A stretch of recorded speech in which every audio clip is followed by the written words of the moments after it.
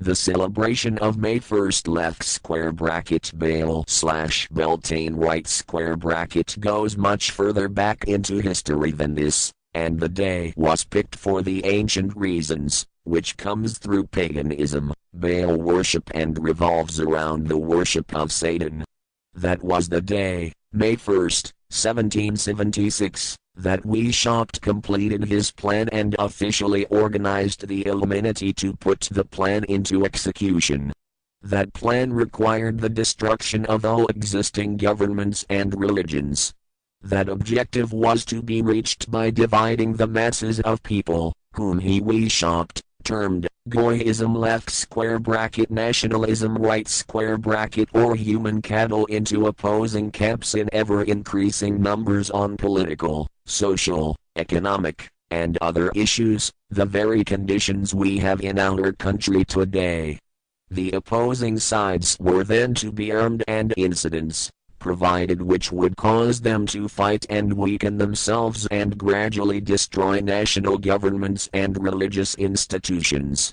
Again I say, the very conditions in the world today. And at this point let me stress a prime feature of the Illuminati plans.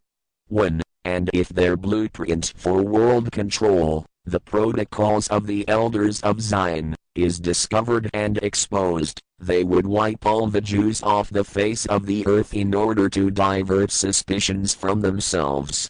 If you think this is far-fetched, bear in mind that they permitted Hitler, a liberal socialist himself, who was financed by corrupt Kennedy, the Warburgs, and the Rothschilds, to incinerate 600,000 Jews. Now just why did the conspirators choose the word Illuminati for their satanic organization? Weishaupt himself said that the word is derived from Lucifer and means holder of the light.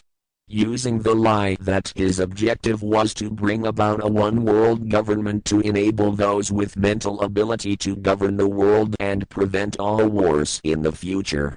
In short, using the words, peace on earth, as his bait, exactly, as that same bait, as peace was used by the 1945 conspirators to force the United Nations on us. Weishaupt financed, I repeat, by the Rothschilds, recruited some 2,000 paid followers.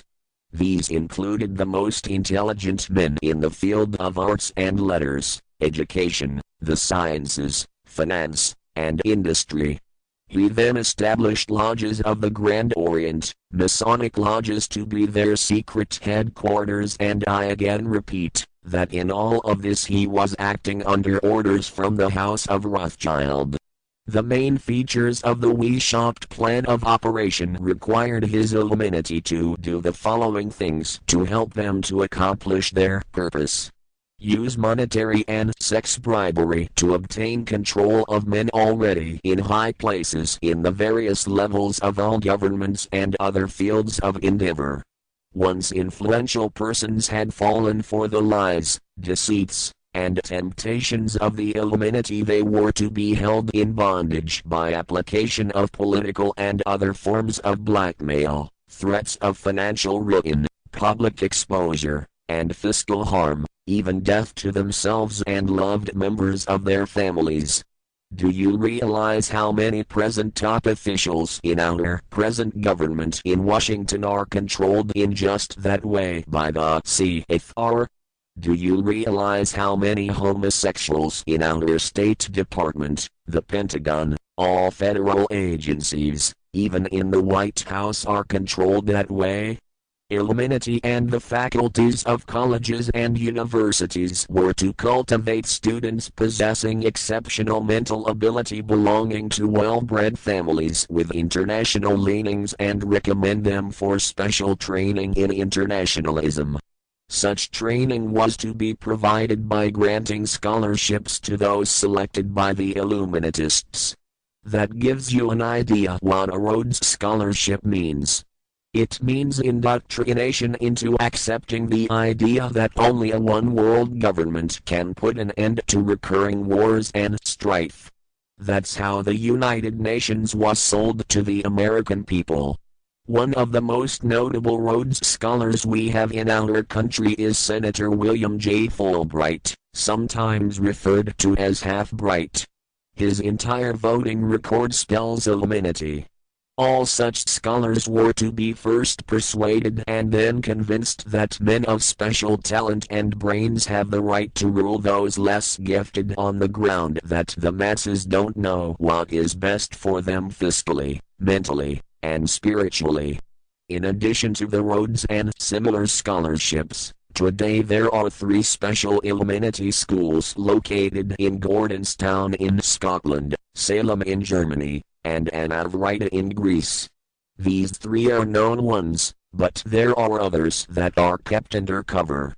Prince Philip, the husband of Britain's Queen Elizabeth, was educated at Gordonstown, as was also Prince Charles, at the instigation of Lord Louis Mountbatten, his uncle, a Rothschild relative, who became Britain's Admiral of the Fleet, after World War II ended. All influential people trapped into coming under the control of the Illuminati, plus the students who had been specially educated and trained, were to be used as agents and placed behind the scenes of all governments, as experts and specialists, so they would advise the top executives to adopt policies which would in the long run serve the secret plans of the Illuminati one world conspiracy and bring about the destruction of the governments and religions they were elected or appointed to serve. Do you know how many such men operate in our government at this very time? Rusk, McNamara, Hubert Humphrey, Fulbright, Keitel, and goes on and on and on. Perhaps the most vital directive in Weishaukt's plan was to obtain absolute control of the press, at that time the only mass communications media, to distribute information to the public so that all news and information could be slanted so that the masses could be convinced that a one-world government is the only solution to our many and varied problems. Do you know who owns and controls our mass communications media? I'll tell you. Practically all the movie lots in Hollywood are owned by the Lehmans, Kuhn, Leib, and Company, Goldman Sachs, and other internationalist bankers.